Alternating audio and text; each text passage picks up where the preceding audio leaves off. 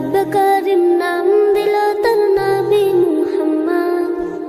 মা আমিনার কোলে এর পূর্ণিমারি চাঁদ, রব করিম নাম দিল তার নবী মুহাম্মদ।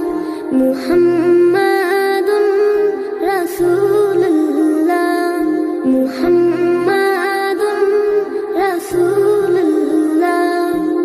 আল্লাহুম্মা সাল্লি আলা সাইয়্যিদিনা মুহাম্মদ, আল্লাহুম্মা সাল্লি আলা সাইয়্যিদিনা মুহাম্মদ, আল্লাহুম্মা সাল্লি আলা সাইয়্যিদিনা মুহাম্মদ, আল্লাহুম্মা সাল্লি আলা সাইয়্যিদিনা মুহাম্মদ।